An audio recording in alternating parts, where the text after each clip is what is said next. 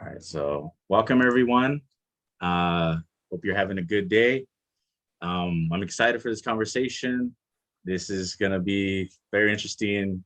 Another part of our efforts in at least providing um, spaces to talk about like collective organizing. What does it mean to collectively organize, especially when a lot of us, have to go through a lot of bureaucracy structures, hierarchy structures, and even our own family dynamics, right? It might be hierarchical or patriarchal. So trying to unlearn and create better systems and navigate this colonial structure. So uh, for those of us who haven't joined in these conversations before, it all started off usually with this post about people using their stimulus checks to buy land and grow food for their families.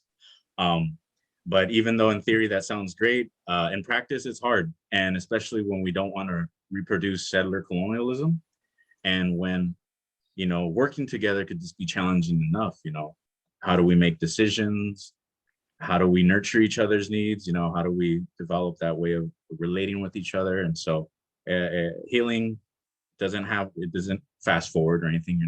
I can't dictate how healing works, but through these discussions and through these spaces, hopefully we can at least have some knowledge and some insight on ways when we could do things better. So my name is Joe. Uh, Thank you all for being here. Teresa, you want to introduce or anything you want to share? Hi, I'm Teresa. I think I know almost everyone here.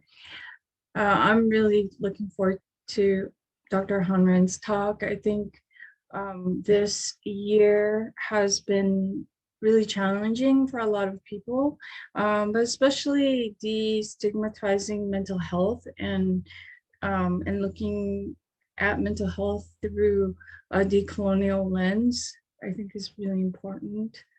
Mhm. So anyone who has any questions, we want to keep this very just casual. Um, and so feel free to, since if it's going to be this small, feel free to unmute yourself or just type into the chat box or click on the raise hand button or something, and we'll try our best to, uh, attend to it. So with that said, Dr. Han, if you would like to just introduce yourself. Yeah, I can introduce myself. And yeah, so I got a list of questions, but I figured it'd probably be more meaningful to just like open it up and have it be more of a discussion where you guys can ask me whatever and I'll answer to the best of my abilities. So just quick introduction. I am a licensed psychologist and a licensed school psychologist in Austin, Texas. I have been interested in the work of decolonial, critical race theory, like everything about like unpacking and unlearning and dismantling our oppressive systems for the past decade. But really in the past 2-3 years is when it felt more rooted and grounded for me. And it really came to be when I had like in my local therapist Facebook community, there was this act of racism that really spiraled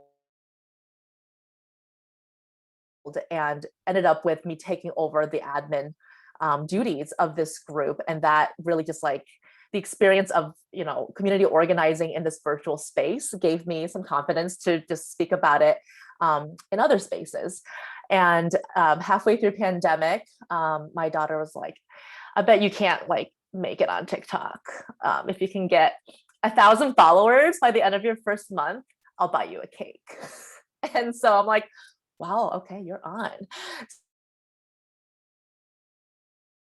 So I had really leveled up on my content and was like, I'm just going for it. I'm not sugarcoating anymore. And so I posted a video of like how Western psychology is rooted in white supremacy. And that really took off. And, I noticed like, wow, no one's talking about this. Like there's a lot of like mental health influencers, but they're all like 5 tips for anxiety. And they don't talk about how, settler colonialism impacts mental health and capitalism and, all of the oppressive systems that are nested in which we exist. And then on top of that, how generational trauma affects this and how our identities as marginalized BIPOC people really like interact with mental health. So long story short, at the end of my first month, I had 20,000 followers. I still did not get my cake because she got really salty, but it's okay. I'll bake my own cake. And the rest is history in terms of just keeping up with the platform and learning how to use my voice in this way. And so I'm so honored to be here with you guys today. And Regenerative Collective sounds like such an amazing grassroots organization. And it's really humbling and inspiring to know that y'all exist. Sometimes I feel like I'm shouting out into the void, and it's really cool to see how community organizing can take place, and the fruits of that labor. So I'm going to open up to you guys in terms of any questions that you have about what it means to decolonize mental health. Has their hands raised. Thank you. Kristen, if you'd like to meet yourself. Hey, I rose my hand. It's Clement. I'll write it and I'll rename. Me and Kristen are sharing. Oh, just like you and Teresa Joe. I guess my question for you, Dr. Hanren, is I think when it comes to like decolonizing mental health, I just think about like how I was agitated, how I think we grow up being racialized, but at some point you're just like, hey, I'm gonna do something about it, or I know I have a perspective on it. I'm thinking about like politically, right? And so I remember that happening like very specifically at San Francisco State, being outreached, being agitated from a place of like food justice and racial justice. I think this is it's a tactic. When I was learning about how you move the masses, or how do you make someone go from apathy to caring about your cause, there's a lot of different ways of getting people involved, but just going back to like this idea of like getting agitated, right? So then you're up angry or upset or moved enough to do something about it, and join, right, the movement or participate. Like maybe you can speak on that, like this idea of agitation, of righteous rage, or like how do you manage, or the balance. I don't know, there's not like any right or wrong answer. Like I'm trying to seek that myself, the ethics of activism, the ethics of how you agitate in a way where you're able to retain or like give them as much as they give. I don't know, things just around agitation, because it seems like to move we have to be feeling some energy or passion, but it can, like, how does that interact, or what are your experiences or tips on folks who agitate other folks, and whether or not that's a valid tactic, or your experiences in seeing this happen to your clients or people around the world? Yeah, I mean, I think there's such a balance, because to be agitated is to be activated, and you need to be activated in order to fight the system, in order to dismantle anything. But then there's also like, how do you do that in a way that protects your heart and protects your spirit and energy, so you don't burn yourself out? And I think that's a big question about like, how do you engage in any sort of political action in a way that's sustainable? And it really makes me think about like, the difference between rage and anger, and how and like what righteous rage can look like. And so I think like we tend to use those terms really interchangeably. But I think about anger is protective. It means like, oh, hell no, like I'm going to set a boundary, I'm going to do something about it, I'm going to, make a change. Whereas rage can feel kind of unfettered and like raw and, perhaps like violent even. And so for a lot of people, if they are just suppressing the times when they're slighted, when they feel this icky, like the boundary violation, and they don't act on it, or, they're like, it's fine, I'm just appease and roll over. And this is what I know how to do to survive. It builds and builds and builds. And then when it does come out, it tends to come out in rage, and that's not channeled, and that's messy. And, you know, for some people, like if you grew up in a family where there was, you know, domestic violence, or parents who had addiction issues, like, you know, rage might be like the only thing you saw. And so you don't, it's hard to like move from rage to an anger that is protective and activating and righteous. And so I really think about, you know, when we are agitated and we are activated, where are we coming from? Is this like this raw, unfettered rage place, or is this more like, I need to set a boundary and I need to be activated, and I do this in like a controlled place? And not to say that rage is wrong. Sometimes, you know, it takes an act of rage. Like think about last summer and, you know, the racial injustice reckoning that we really went through. It took an act of rage in order for, you know, people to band together into anger. But I think about like what will be most protective for our hearts and ourselves as we engage with this work. And that feels more like of this like activated anger place rather than this like raw rage place. And I'm not sure if that answers your question, Clement, or if that gets at what you were speaking to. Was just some of my thoughts on agitation as a concept. Thank you. Thank you. Opening it up for everyone. I took a lot of notes and taking it to heart. So for that was helpful for anyone. Applause. I think about how do we struggle collectively, right? In a transformative way. You know, we live in a system that capitalizes on our everyday needs and has conditioned us to accepting certain behaviors towards us, oppressive behavior at that. And sometimes we repeat that. But we want to change that, you know, turn to something that's communal. But then you know, when you mentioned that righteous rage, we have to step back and like analyze ourselves, where it's coming from and why, you know, is that, and I think that's a struggle, like a principal struggle for us to create something new in a transformative way. But we have to like dig deep into ourselves, decolonize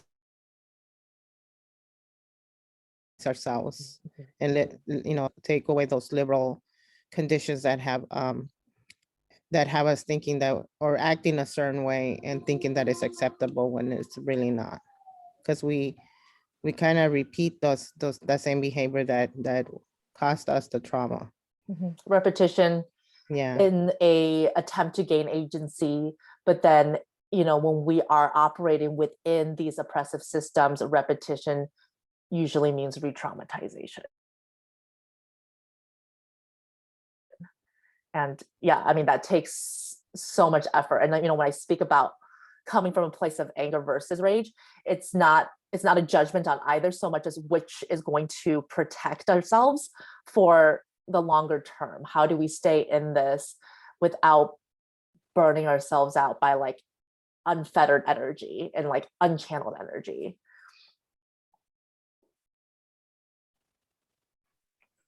Thank you for sharing that. You know, the first thing that came to mind is this is a personal story, but my dad used to be pretty like aggressive, and there was a time where he was actually like taking like Vicodin for some pain management, and I only bring that up because I feel like that actually induced his aggression, and you know, it was a point where he was like trying to get physical with like my brothers and all of us, and I even feel it right now, you know, that I had to take him down, you know, but because of that, our relationship like changed a lot, because I feel he's so used to that re-traumatization that I kind of like, he even brought it up to me recently too, that like it snapped him out. Like I can't just be thinking in the world that I can just becoming this dominant, you know, dog that's always going to be biting at people, especially when now his son is able to like kind of fight back. And our relationship, I mean, fast forward, with the whole, like, our efforts as a collective has been around like a lot of land work and collective healing and doing plant work. And like the plants have really helped part of that healing, because it changed the dynamic between us because of that event. But also, knowing that we had music and we have plants to connect with, because I don't really like seeing relationships, because there was a pattern too that I saw where people would just end relationships, or they'll just like it would relationships were challenging in general, but like so many people are willing to sever a relationship, and I didn't want to continue that cycle, because we're not particularly close with like our uncles or our cousins, and my family dynamic. I feel like, yeah, we got to address this. And part of that experience, or what happened, I think actually oddly helped nurture me and my dad and my family's relationship. So yeah, that's my experience, at least, with being so agitated that I don't know. And it wasn't coming out of a place of rage. It was like, man, I got to protect my family. I got to protect, this person can't be doing this. So setting a boundary. Yeah. I saw some other folks who had their hand. I love that you speak to the. Oh, go. No, I was just saying, like, I love that, thank you for sharing that story, and like the power of repair. And the only thought that I wanted to add to that is just like, so many times we're like trying to protect ourselves by cutting off relationships, whereas the best way to protect ourselves is learn how to repair when a rupture happens, because it's not if, it's when. If you're close enough to anybody, it's a when you're going to have a rupture. Thank you. I saw some folks have their hand raised, their virtual hand raised. Feel free to unmute yourself, and if you had a question or comment. I have something I'd like to share. I was just really reflecting on this on like a spiritual level, right? Understanding our connection to each other, to animals, to plants, and I think that I think when we're doing organizing work, we're doing movement work, I think it's important to remember, or at least for myself, this is something I try to keep in mind, is that we want to do things from a place of love, right? That we'll defend our community because we love it so much, but not get so caught up in the hate, because I think hate or anger can consume somebody if it goes unbalanced, And I've noticed that within myself, where if I stay angry for too long, I just start to feel it in my body. But if I'm doing it almost from like a place of love, I don't know if I'm making a lot of sense, but if we're doing it from a place of love, because we love our community, and we want better conditions for our community, then I think that's a healthier way to navigate a lot of the the injustices that our communities are going through, through a lot of the things that we're experiencing. So for me, I was just kind of thinking about it like on a more like a spiritual level, right? Like seeing myself and other people, and understanding that at the end of the day, we're all interconnected, right? We're interdependent on each other for us to move forward, for us to have a better future, for not only for ourselves, but for the generations that come after us, for 7 generations that come after us, right? So that was something that that I was reflecting on as. Absolutely. I think like, setting a boundary is an act of love. It's I think Prentice Hemphill is the one who had the quote, like, boundaries are the distance at which I can love you and myself equally. And, boundary setting is really the behavioral manifestation of anger. And that is absolutely bound in love. And our collective liberations are bound up in each other's.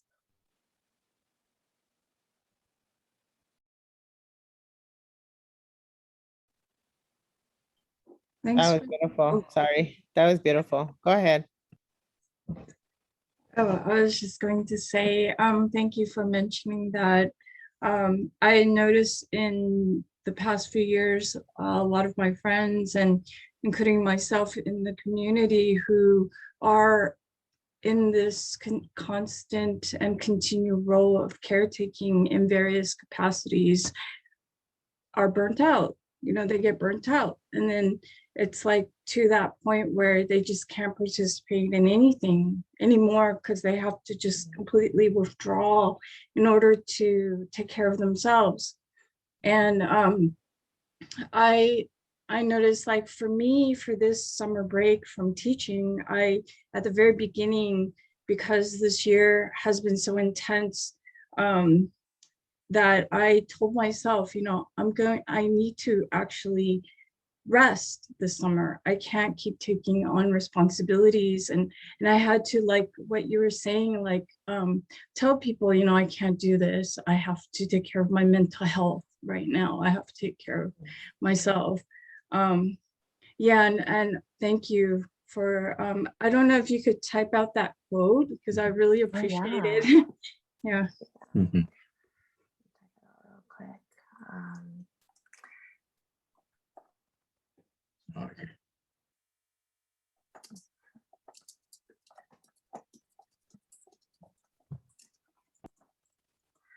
I don't know if it's like exactly correct, but I know it is a Prentice Hemphill quote, who is just, you know, they're a somatic healer and like just, you know, very much in liberatory movements. Very inspirational. And Teresa, like to that end, I think like it makes me think about this before, about what activism requires. If we're not just one person, like it's, you know, we're one social creature where like the mouthpiece needs to go to the end sometimes, and then the next one just sort of takes its place, or like we're all holding one note in a choir where one person cannot hold that whole note, but then with many voices we can sustain something longer. And so this idea of like tapping out needs to be normalized. Like that's rest as activism, pleasure and joy as because if not for that, like why are we doing this? This is what we need to create in order to like cultivate a life worth living. And I also believe that you know, self-care in its like most radical form is not getting your nails done and going on your vacation. It's creating a life that you don't need to take extended breaks from. And I think about that like very much from this like capitalist perspective. It's funny because I posted a video a few days ago about like, you know, it was like the point of view of a person who's like, oh my gosh, I'm so tired and burnt out, but I just need to do like 2 more weeks and then I'll get this promotion and then I can rest. But then like you get that promotion and this moving goalposts and you are hustling again, but with more responsibility and more strain. And that goes what, until you retire? Like, you know, what a way to live. And then someone had posted a comment on it. It was on Instagram. They were like, wow, this is really great. But like my job doesn't allow me to rest. Like I'm at a place in my job where I can't do this. And I'm like, that's the kind of the point, right? Like you just really spoke to the handcuffs that, you know, capitalism does to us. It sounds like Amazon. It sounds like any major tech or a major corporation. Like it's and like, yes, we need these systems to live because this is the systems that we have. And also, how do we carve out like pockets of joy and like, you know, self-care in the most radical sense of choosing what we engage with so we don't have to take breaks from our life in such exhausted and like complete ways.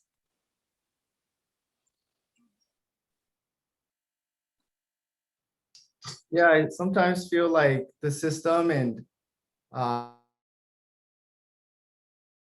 health is irreconcilable. There's just no way to cut it.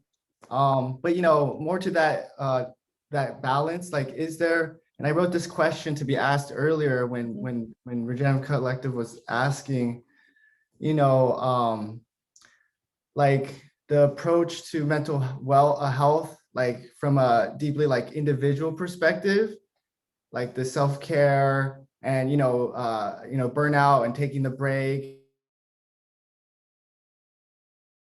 If one has the privilege to remove oneself from those situations, mental health break, that's a very individualized thing, right? Like even one-on-one therapy, it's a very individual thing. And it reminds me of like after like the story about the Rwanda genocide. After it, like the UN sent a bunch of like Western psychologists and had them like dredge up all the trauma and do all these one-on-ones in these dark, damp rooms. And the Rwandans were like, no, this isn't working. Please leave. And they again communal things to give them a future, right? They engaged in song and dance and communal life. And so that being said, and what you were saying earlier about how like the work, burnout, and taking care of yourself, and someone Mateo mentioned interdependence. It's like these two approaches to self-care, like the individualized and then the collective. I haven't, you have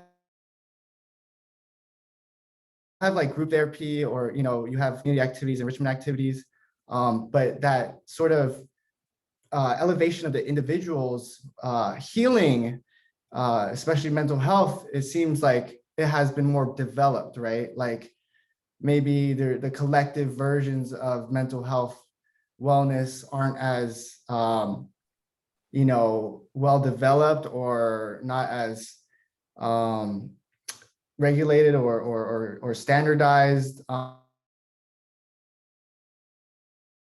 Just because we live, I don't know if it's the capitalist part, or, the rat racing part, but yeah, maybe that question, that approach, the individual approach or the collective approach. I think we just like know a lot about these individual approaches, go out, seek help for yourself, and, handle your business. What do you know about those collective things? Have you seen in your field other than like group therapy sessions, or I don't know, I think that's like, as far as my imagination can comprehend when it comes to a clinical situation or a professional situation. Yeah.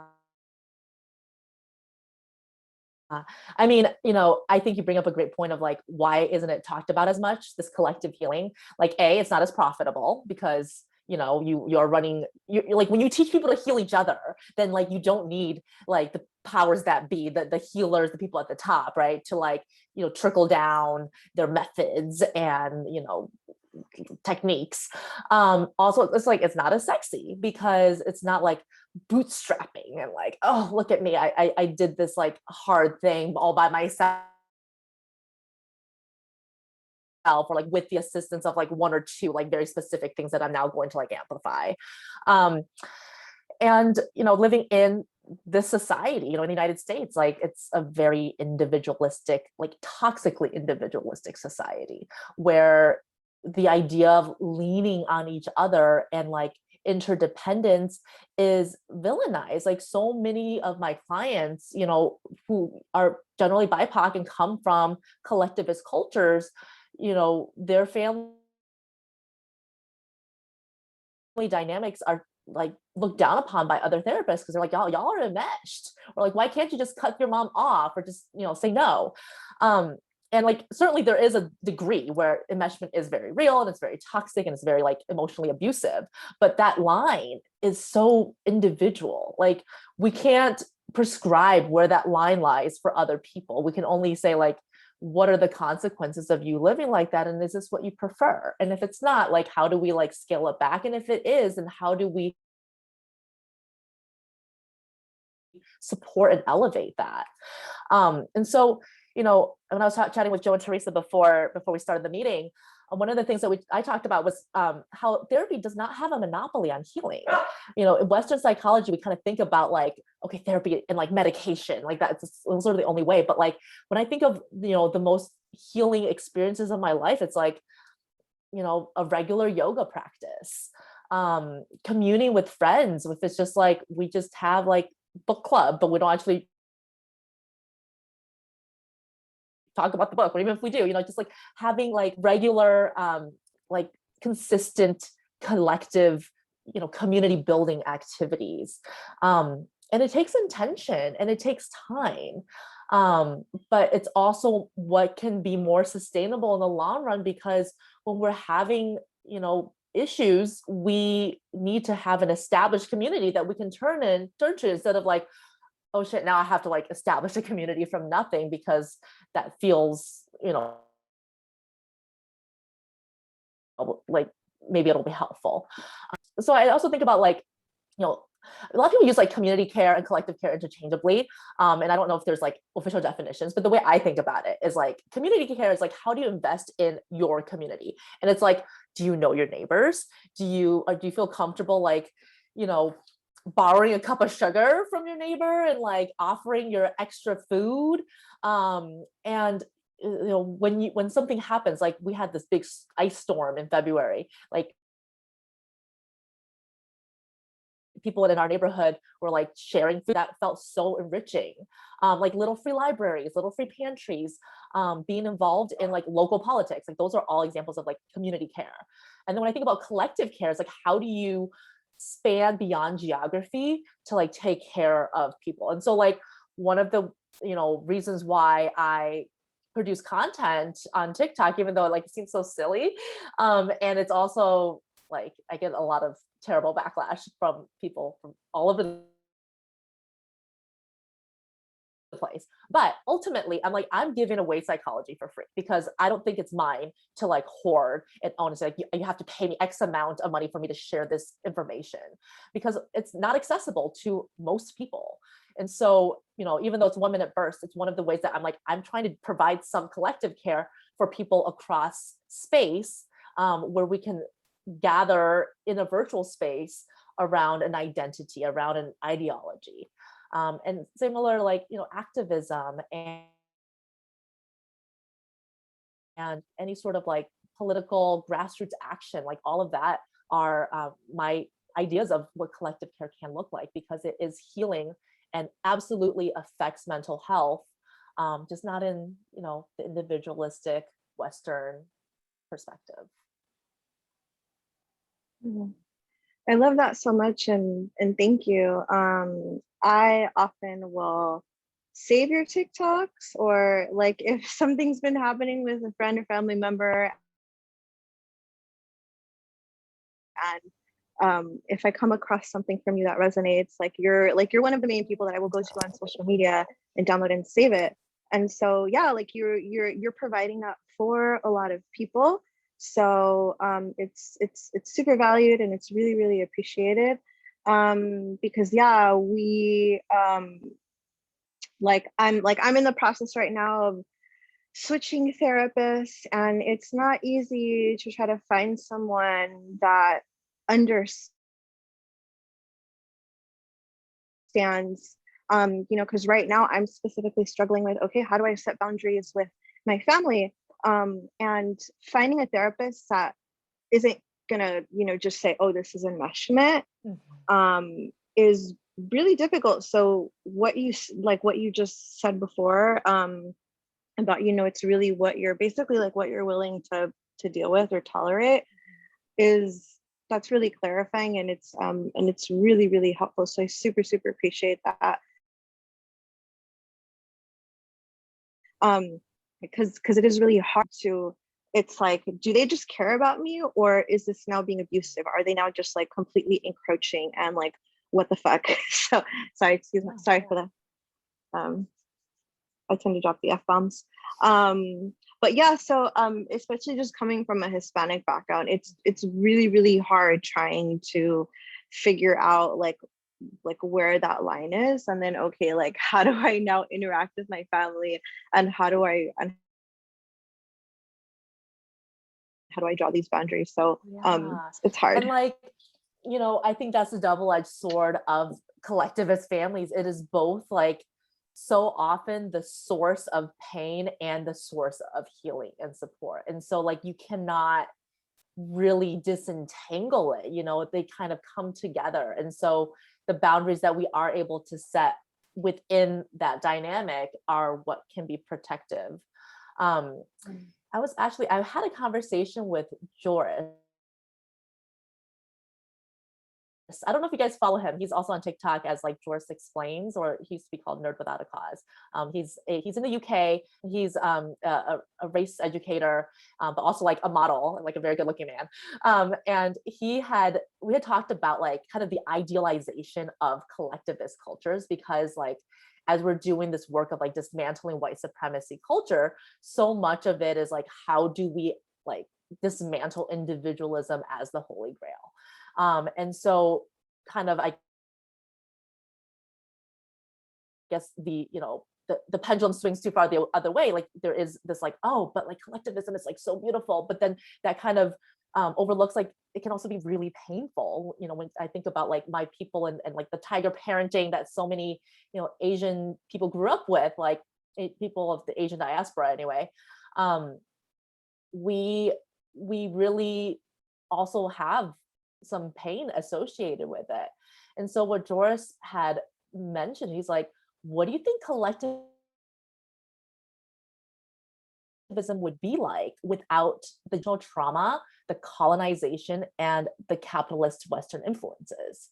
And I was like, I don't know. Like it was such like a cool thought exercise to consider, because like, the collectivist cultures of the global majority, in the global South, have all been influenced by trauma and, these oppressive systems. And so is there such a thing as like pure collectivism? And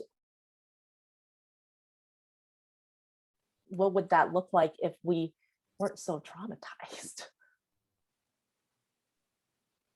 Yeah, exactly. But then I start to think about like, because trauma has been happening. We've been traumatizing each other forever. Yeah. I recently started going way, way, way back, and I started tracing my ancestry, and I went all the way back to the time when the Aztecs were alive. So I've been really engrossed right now in learning a lot about that culture and just their way of life. And yeah, it's really interesting to think about, okay, what could have, because some of the practices were also like, okay, like that would not fly today. But it makes me think about like, okay, like what would Mexico have been like if that culture would have been able to thrive? And then I also just think about like what practices must have been lost, and all the knowledge, information that we don't have anymore because they've destroyed it. So I don't know, that's kind of been like my own like little path that I've been on now with decolonizing. But I'm kind of going off tangent right now. But yeah, just going back to that thought of like, when were we not traumatized? But yeah, these things are just interesting to think about. Yeah, and like, is it just a facet of humanity? Because we tend right now to kind of make capitalism like synonymous with like these oppressive systems, but then you think about like, communist China, and like, it was a totally different, but also like very much the same system. And so then it's like, is it humans? Is it in-group out-group preference? Like, is it the evolutionary biology of it? I don't know. It's all very it's hard to wrap your mind around. But I think one thing that always go back to is that when you make the out-group in-group, then you're kind to them, right? Like then it's not they're not strangers anymore. They're not, your enemies. And this like manufactured idea of scarcity, that like we have to hoard things away from the out-group. But in most situations in modern life, like it is a false notion of scarcity. Yeah, exactly. Robert, you have a question? Yeah, and hopefully additive to the conversation. Thanks so much for everything and all the wisdom shared. That's been like, oh, so good. I benefit from a peer support group, which is for veterans, and that's been really fantastic to catch up with folks kind of weekly, rather than kind of one-on-one, which can be challenging. And so just reflecting like, yeah, it's, not just in certain kinds of arrangements that folks can find healing. And then I suppose a comment I hope is helpful is this book by an author, Dr. Jessica Gordon Nemart, called Collective Courage, a history of African-American cooperative economic thought and practice. It came out a couple of years ago, and anywhere she goes and speaks now, the threads of kind of collective care models that are, I think, are like really foundational as we're heading into how we look after each other. So cheers. Yeah, great book. So good. And thanks for the conversation. Yeah. I look forward to reading that book. I haven't heard of that one. So would you mind dropping it in the chat? Yes. Yeah. Thank you.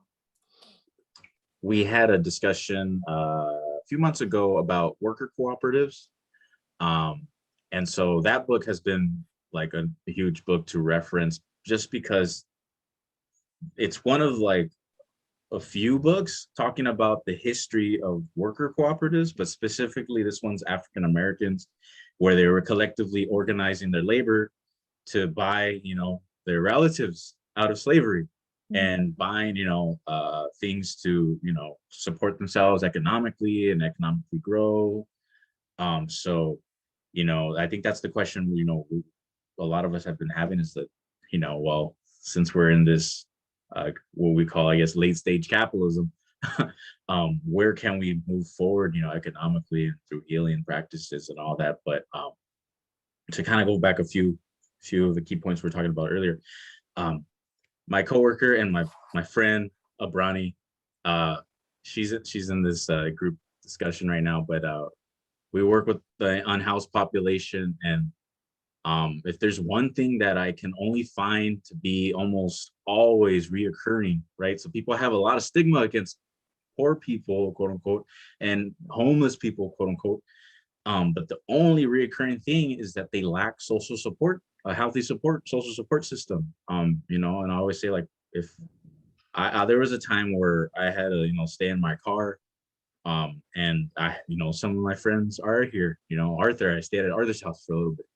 And, I had that availability of a social support system to turn to, so some folks that I see on the street, it's like, man, they had no one, or they didn't have enough money, or they lost everyone, or they got in a huge car crash or physical health impairment, and they couldn't afford it. And so, that's an economic issue.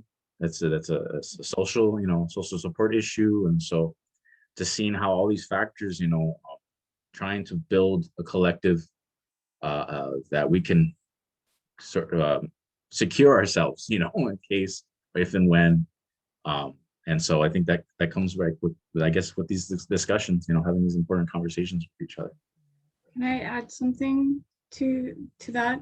And with the social support and resources, and what you mentioned earlier about, what it would look like without colonization, this kind of collective care. And we saw a documentary, I think it was a tribe in Africa, and this really stuck with me because the tribe didn't have a lot of material things, but one of the most important things in their culture is that they share everything that they have equally. So if they go hunting and the hunter, whoever found, was able to get one small, whatever it was, they would share it equally, always. So no one ever was without resources. And I think that combines the social care and the distribution of resources. And I just thought that was so beautiful, because the scientists or researcher that came to that group noticed that they were always so happy. They're always happy. They didn't really have much, but they were just always happy. If they had one apple, they would share it among 10 people. Yeah. then that's also like a ecological thing too, like the idea of the commons, which is this sort of narrative in the permaculture or sustainability field in environmental science. But it's like, our relationship with the land does reflect our relationships with each other, and this idea of abundance, this idea of like the gift economy or the solidarity economy, it's both an economic issue as well as a cultural and our own psychological. Yeah, it's been really heartening to see like mutual aid efforts really come forth, especially during this pandemic, and like all the therapy funds that are city specific now that people can pay into and then also draw out from. Like some of these more grassroots efforts of collective care has been so heartwarming, and it just like this is what it takes to take care of each other. This is what it looks like. I have something I would like to share. I was just really reflecting on the fact that, I think, mental health is extremely important. And I think we have a responsibility as folks who may be more aware of it, right? To talk about it in every space, right? Because most of our society is largely informed by the cis hetero patriarchy. And especially when I think about some of the men in my family, they would never embark in a healing like journey. I would love them to, but I know that they wouldn't, because they have they have certain like values that they're gonna take to the end, And I think it's really important to also engage in social justice work as we are also healing, right? Because if we can heal for a moment, perhaps, but we'll be re-traumatized by these system of oppression. So I think it's very important to keep those things like hand in hand. Right now, I'm like my therapist. She's a very social justice minded therapist, and I feel very grateful. Like, so I could be like, what, fuck capitalism, and she's not judging me like for it. I don't feel judged for it. I feel open, like, and those are the spaces where I want to be. Where I can be open and myself. I had another therapist in the past who was telling me I need to go to church. I was like, what? Like, like, no, I don't. Why would I do that? I don't want to do that. That's the opposite of what I want to do. But I think it's really important to keep in mind, that we have to do both of those things come hand in hand. Like, I myself work in the housing justice sector, and if people, don't have housing, right? They don't have the environment to have, so their mental health could be addressed, right? So that's one of the most important things, going on right now here in LA and going on in the world, that's tied to colonization, white supremacy. So that's just something I was thinking about, that as much as like healing is just as important as social justice, and I think we need to have a balance in both in every space we navigate, because I think even in some spaces, like there is harms that are replicated from the colonization, Absolutely. from, Yeah. from the traumatization, right?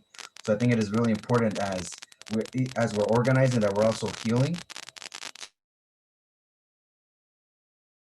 to ensure that we're not hurting the people who we really want to help, but I do think it's important to have more of those resources available. And I think it's really hard because of the stigmatization, and I think that's why it's really important that in any space that we walk into, that we uplift mental health, or share resources for folks who may need it. So that was just a little bit of what I was thinking about.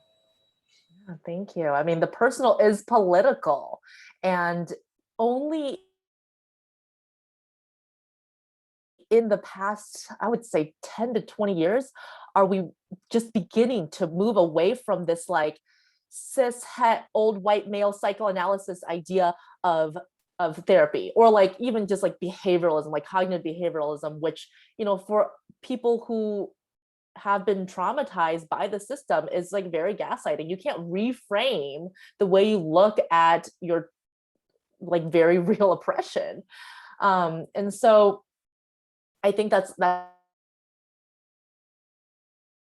an excellent point of like justice, like therapy is political. Like people pretend that it's not, but it's absolutely political no matter where you stand with it. And so, part of what I have been really heartened to see as part of my like TikToking, that's open doors I totally didn't even expect, is that like I'm now talking to universities and training programs and internship programs about how do we bring in cultural humility and cultural affirming care rather than like the idea of cultural competency, which doesn't exist because you can't be competent in every single culture. And then also as we are navigating that, like how do we take out the white supremacy? Because you can't just like put people of color in and expect anything to change. You have to take out this ideology that is internalized within every single one of us. And so talking about like, how do you notice your own implicit biases show up in, everyday things of like when you're watching things in media, you're like, oh, that person doesn't look like, my idea of blah, blah, blah, like why? Or like, if you're like on a dating app and you're swiping left on someone, why, right? Like these things permeate into like every single sector and of our worlds and our existence. And, as therapists, we kind of think like, oh, we're above like the influence of all of this. And we can just like, look like heal from above, but really we perpetuate hegemonic systems until we can really decolonize it within ourselves. How do we liberate ourselves and truly understand our own biases and unlearn those? And so like, it's interesting because sometimes people will ask me like, okay, well, after, a workshop with you, what can our like employees go and like do, in their like next session or in their next workplace? Like what are the KPIs or like the behavioral outcomes of your talk? And I have just started to be really frank of like, this is a bottom up process. It's an internal inside out process. And like, frankly, if I'm just teaching you what the like external manifestations of this can be, I'm not in the business of making better racists. And that's what it would be, is like, oh, this is how I can like, be a better wolf in sheep's clothing. And so really like having that paradigm shift of like what happens inside happens everywhere. And what like the way that white supremacy culture and ideology permeates our lives, it's not something that's just like out there. It's like in here, in this room, within our bodies. And I think that's so uncomfortable. It's not something that people like to think about or recognize or like own within themselves, but it's also like one of the most liberating parts of this work. Mm-hmm. Thank you for bringing that up too, because like especially ideology, like I had a short like 1 year gig at my college, Cal Poly Pomona, and I was part of this regenerative fellowship program where we were trying to build a system where the college campus supports like the elementary schools and all that. So college students would go and be like have their own classroom. And so part of the first lessons was like on ideology, like, and the one I created was on ideology, like, like looking at advertisements, like IHOP, come hungry, leave happy. Like, well, why are they teaching you this? Like, this is a corporation, Nestle. Like, why? Look at where the products and stuff is extracted from, exploited from. So the kids are like, what? There's child labor and all that. So, but at the root of it is like questioning this ideology. And there's a book that I've been trying to start a book club about called Addicted to White. And it's written by, I forgot his name, Dr. Fox something. He's an African-American psychologist who works with folks dealing with substance use disorders. And so his whole thing is like, again, examining like the civil rights and like the patterns that he sees within, African-Americans of, are we unlearning a lot of the white supremacist ideologies and value systems? And are we also addicted? Like, is racial oppression addictive? And so I'm trying to just read it and examine it and use it to help me examine it. We'll see how that goes. It's so interesting. Like, is it the whiteness or is it the power or the entitlement and privilege that has been like socially constructed around whiteness? I don't know. That's a great question. Yeah. And he, Yeah, go ahead. oh, I was say he brings up like ideas like individualism as part of it. And one of them was real interesting is like the emphasis on tangibles versus intangibles. And like I see that because me and Bronny work in a social service private sector, however we would call it, county funded, and we still focus on numbers, right? When it comes to getting clients and linking them to services. And so it's like that's a trend, like nonprofits, you got to get the grant money, you got to reach the quota. So it's like, and that was one of the first things when we were organizing as a collective is like, how many plants, how many stuff can we do? And it's like, well, why are we focusing so much on the tangibles? At least that's what the book helped put into question. So yeah, because we have to, right? Like this is the dialectics of this work. This is the system in which we exist. And so we have to focus on outcomes and metrics in order to get funding. And, this is the biggest paradox about this work. Mm-hmm. I wanted to add, because all of these like Dr. Ren, when you were talking about how people were asking you like, hey, what's the solution or something to so and so problem, it sounded like they wanted something quick and easy, or maybe a mix of both or something. And like I kind of realize, like, even with my own like the anxiety that I have, like it takes time and a lot of investment. And I feel like a lot of these like where Joe works too, it feels like sometimes like they don't want to make the investment like in outreaching or something. Not Joe, not the workers obviously, but the higher ups. And like I kind of like realize that just in almost everything, like everyone wants like easy solution or quick solution, and they don't want to like put in the time, the effort to invest in like themselves, or whether it be their employees or something, or like person like my dad, like I'm trying to convince him to get therapy because in my opinion, I think everyone needs therapy. Agreed. Yeah. So it's kind of hard, but like I also try to remind him like, hey, it's not like a pill you can take, it's gonna take time. Like you have to really invest in this. So but yeah, that's like just like hearing everyone's different stories. It kind of reminded me of that. Like it takes like a lot of investing. It takes like a village, and yeah, I just want to say thank you for coming. I really admire the TikToks and your Instagram, and I'm glad that you're doing that. Thank you. Thank you. It means so much to hear this feedback. Yeah, I think you what you mentioned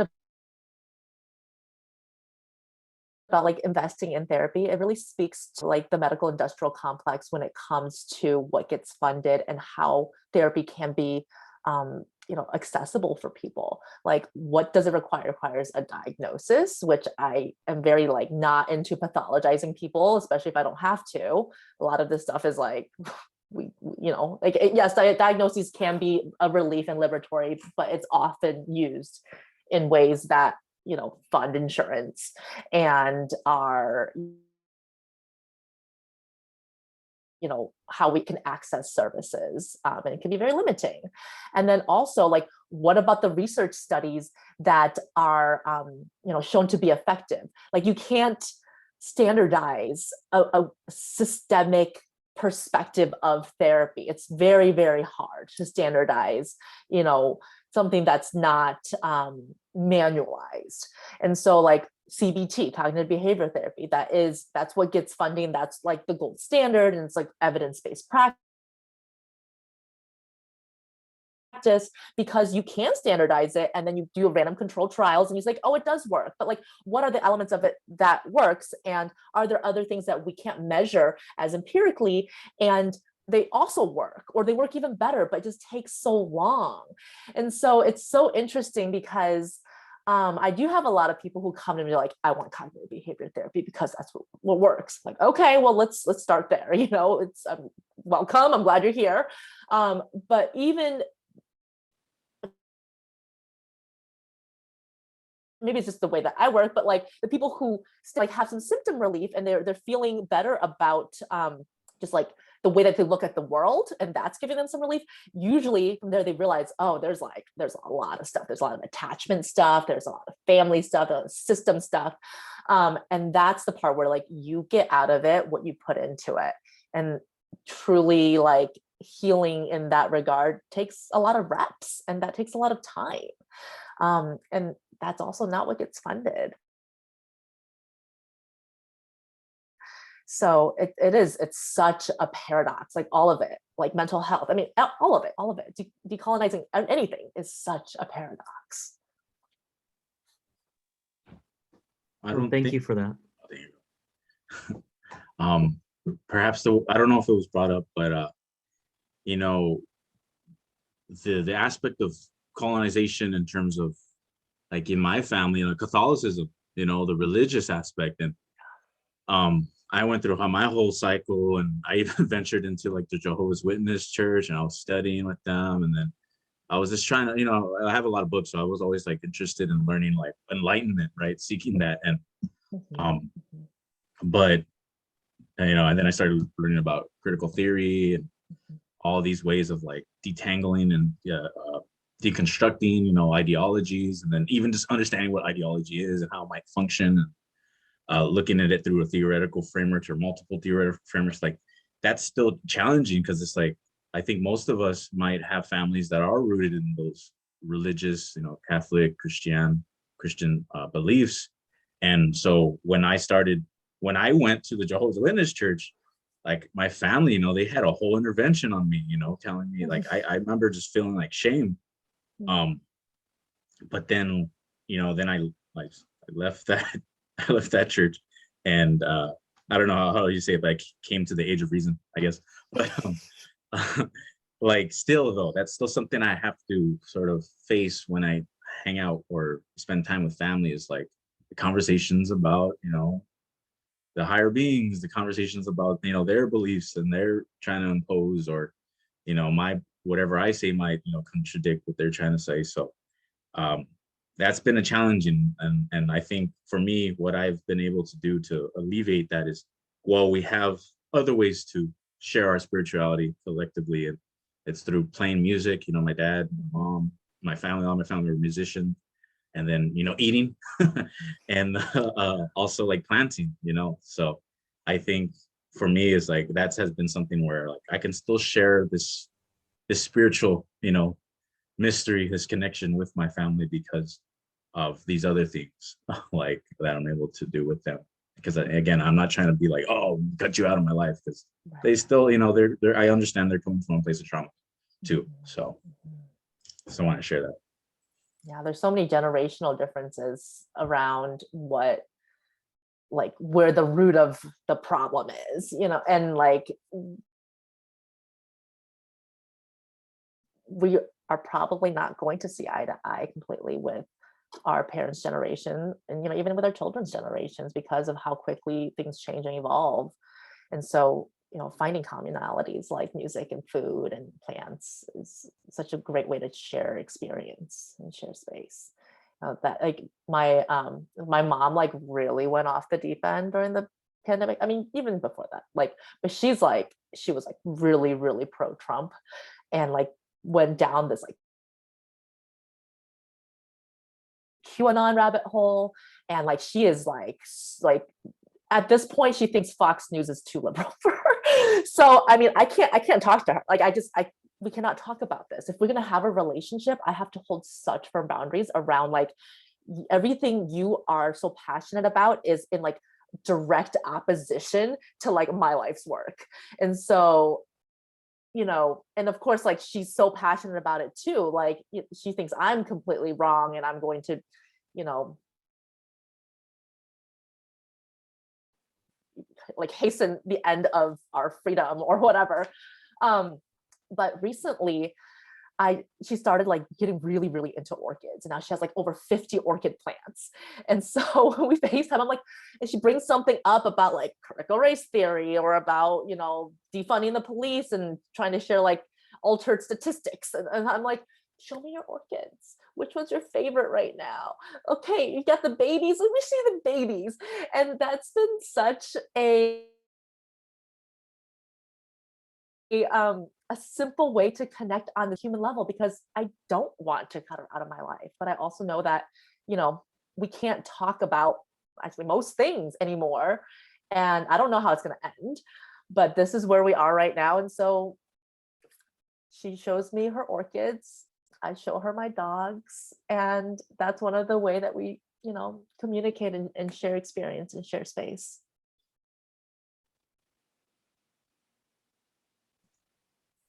That's beautiful. I used to, when I was little, used to want my parents to understand me, and I used to try to understand them. So I had a friend mention to me, you know, maybe just learning to appreciate each other. Like, you don't have to understand, because maybe sometimes we will never understand each other, but we could still appreciate each other. And that was nice, because that made it possible to have a connection based on something positive. So finding things that we can. That's freeing. That's so freeing. Mm-hmm.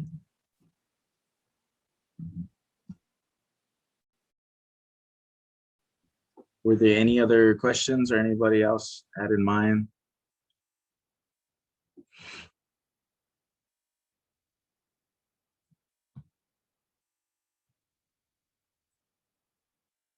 I did have one, because I wanted to at least address maybe some of the questions asked, which is like, how would you define decolonizing mental health?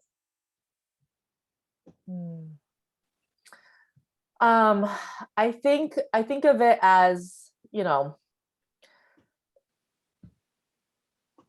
understanding the roots and the systems that underpin our ideas of what mental health is and look like, and then taking a critical eye to it, and then expanding our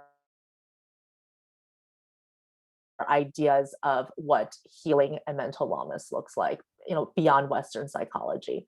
I think about liberation psychology as a framework and an approach, which is psychology for the oppressed by the oppressed.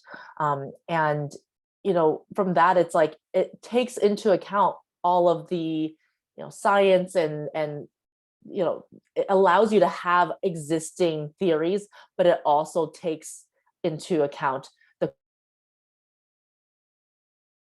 critical eye of dismantling oppressive systems and like talking about it, being overt about hierarchy and power and oppression and, you know, like all of these systems that keep people relegated to certain positionalities in life. And so, you know, working from a therapist position, you know, as you know, practicing from a liberation psychology perspective, you know, my liberation is absolutely tied up in my client's liberation. So I'm not relating to them from like a hierarchical perspective. You know, I relate to them from I'm going to join you where you are. You don't have to change or be or do anything for me. I don't care if you didn't do your homework. Like, I'm going to meet you where you are, and then we're going to like trudge forward together. Like we're going to discover what healing looks like together. So it really is this collaborative perspective that takes into account systems of power. And I like the idea of liberation psychology because it doesn't say like, oh, one system or like one technique or one like therapeutic orientation is better than another. It allows all of it to coexist, and it asks you to always be aware of positionality. How is your identity showing up in the room, and how have you constructed your identity, and which elements of your identity has given you privilege, and which elements of your identity has caused you, trauma and strife. We are all oppressors and the oppressed, and really being able to talk about healing from that perspective opens up a lot of doors and like makes it safer for people to talk about things that are more stigmatized or that they might not feel safe to, with more of a hierarchical therapeutic experience.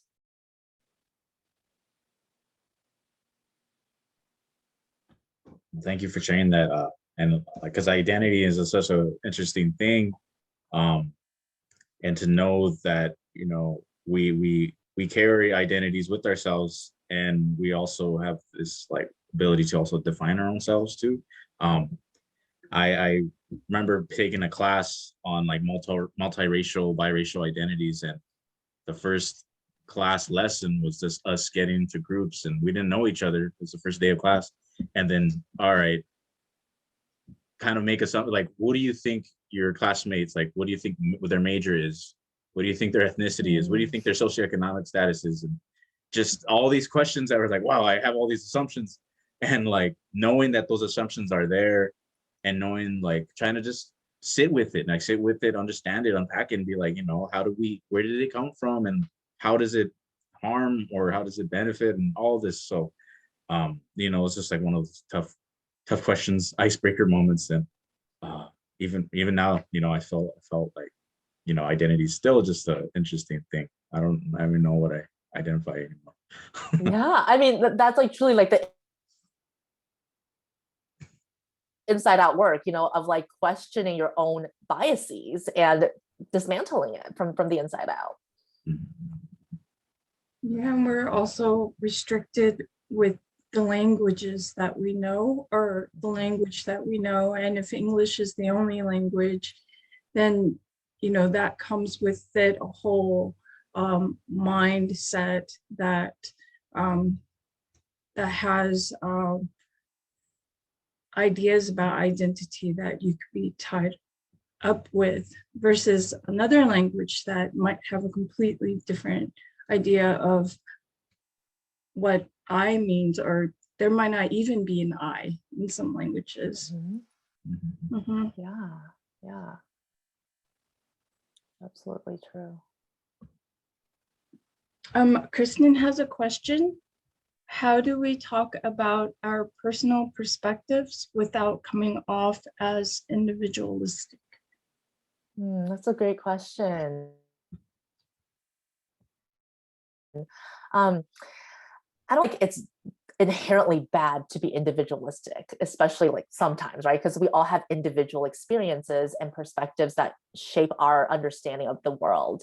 But to recognize that our individual experience is just one experience is, I think, what separates like a personal experience from like, because I lived it that way, it must be true for everybody. And so just even naming that, like, this is just one perspective or just my experience, but this is how I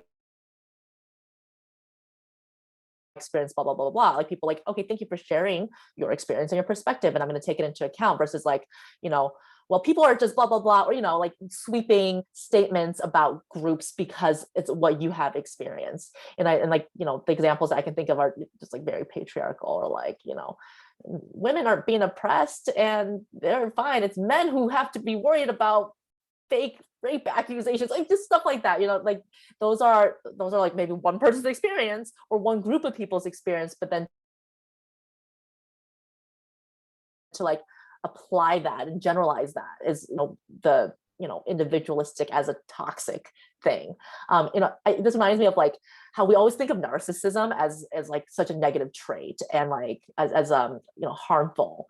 But in fact, like we all need a little bit of narcissism, because that's what confidence is. That's when you can say like, hey, I'm not going to put up with this because I don't deserve, this type of treatment. And so healthy narcissism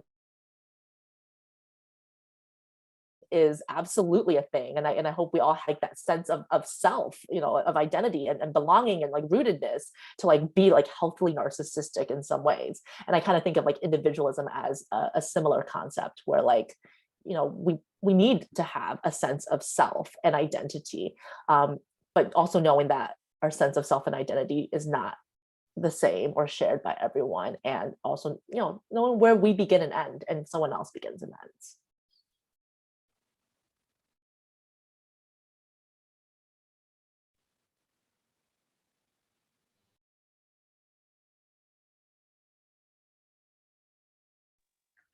It's we got about, I guess, 9 minutes left, if you still have time.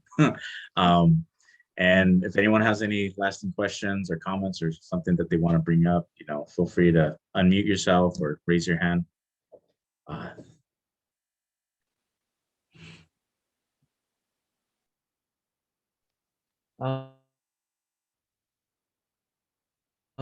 just want to say again, your advice and your TikToks are very inspirational. So thank you.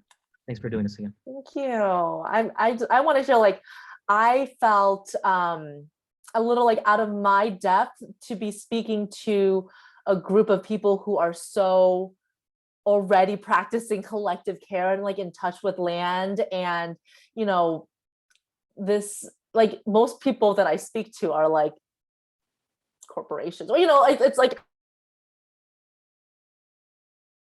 rarely do I get to have such like a conversation with a group of people who are already doing this work and like embodying this work. And so I feel like I've learned so much from you guys too in this conversation, and just like even in the questions that you guys have asked me, like it's just, it really shows a difference in starting points and like, how y'all conceptualize the world and each other. And it's just really refreshing, especially, given a lot of my other audiences.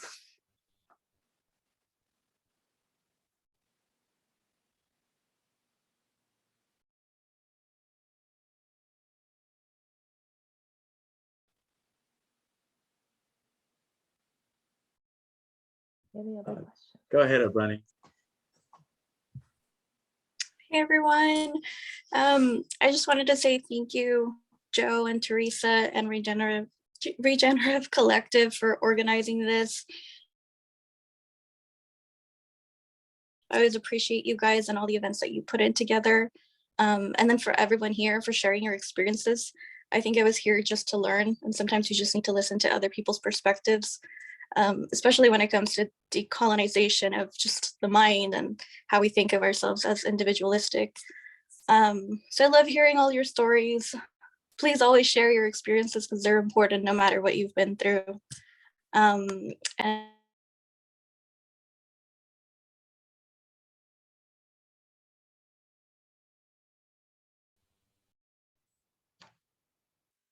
Oh, you got muted, Brian.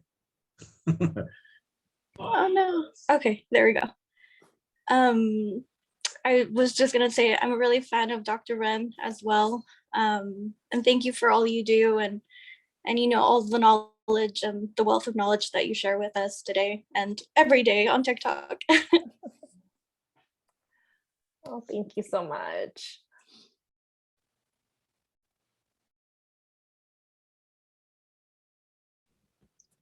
Yeah, I just want to echo that. Thank you. Really appreciate your time today. I'm just receiving a lot of, just the care and feedback and love and support. And it really means a lot to me. I go through cycles with TikTok where like sometimes I'm like, I'm gonna quit this. I hate this so much. Because whatever you post is too much for some and not enough for others. And it's like actually like seeing faces and hearing voices and talking, like the collective care experience of hearing how things resonate and land with other humans, like truly that like, okay, maybe I'm on the right track. Maybe I don't need to quit TikTok yet. So Yeah, that's no, yeah, that's how I think that's how we're supposed to. This is how we're supposed to use social media, and no one really taught us or has taught us that. Okay, it's okay to spend this time online, but then how do we translate to real world experiences? And I mean, obviously, it'd be great if we could all be in a room together. But you know, we have Zoom, but yeah, it's amazing that, like, I mean, just like not just you, but like so many stories of how TikTok has just really changed people's lives and the impact, and it's just really beautiful to actually see it cross into, like, I didn't think I'd be sitting here on a Friday night, like talking to you via Zoom. Like, that's really funny. So it's really, really cool. Yeah, I love it. You know, it's awesome. It's just such a cool manifestation of something that I did just to try to get a cake for my daughter. So But she still owes you. she still owes me it, yes.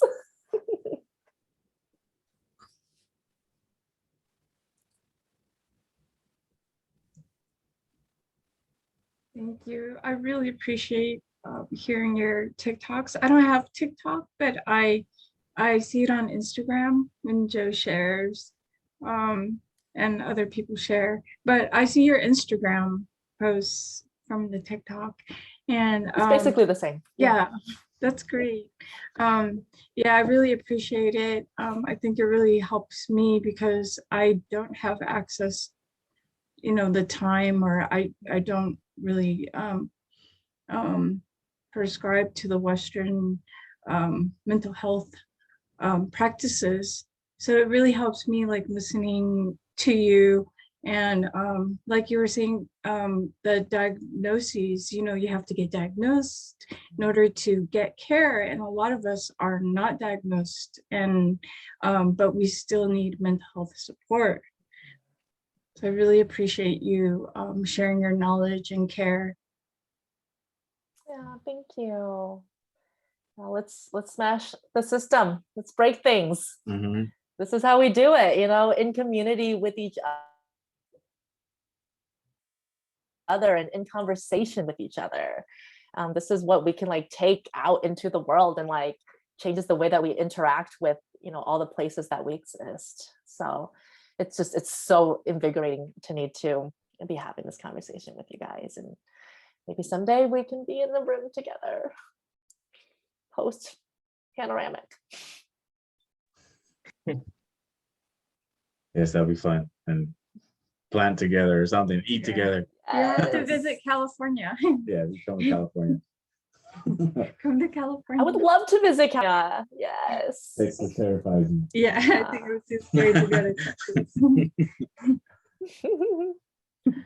Yeah. Let's see. Anyone else has anything they would like to share? If anything comes up, you know how to find me. I'm happy to, connect with y'all offline, online, whatever way that, you can reach me.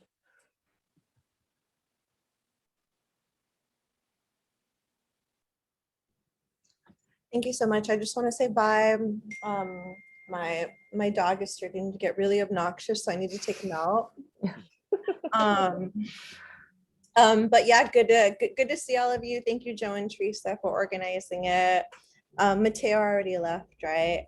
And then Ebony, I recognized you from dinner Oh yeah. a few weeks ago, Alex. so it's good to see you again too. See you, Alex. See you. Thank you. Have a good night, everyone. Thank you Take for care. sharing. Bye. Bye.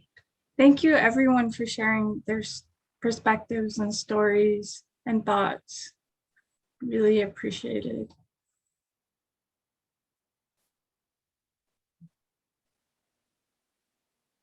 How can I do a reaction? There we go. Thank you so much for having me. This was really, really regenerating. Regenerative Collective was regenerating. Who knew? And you know, and, yeah, I Exactly. really appreciate it. No, thank you. It's all, the pleasure's all ours, and you know, it's part of that, again, coming together, and in a ceremonial kind of way. You know, these conversations are important. And reciprocity. Yeah, I love that it wasn't like a moderated thing. It was just it was spitballing, and we can contribute and share and receive and iterate. It's really, really invigorating. Thank you. okay, well, I mean, right now it's already 8 o'clock over here. I'm pretty sure it will be 10 o'clock over there. Or I forgot what time. Yep. All right. Yeah. Have a great night, y'all. Thanks so much for having me. Take Thank care. you so much. Rest Care. well. Thanks, everyone. Thank you. Bye. Care. See y'all later. Bye. All right.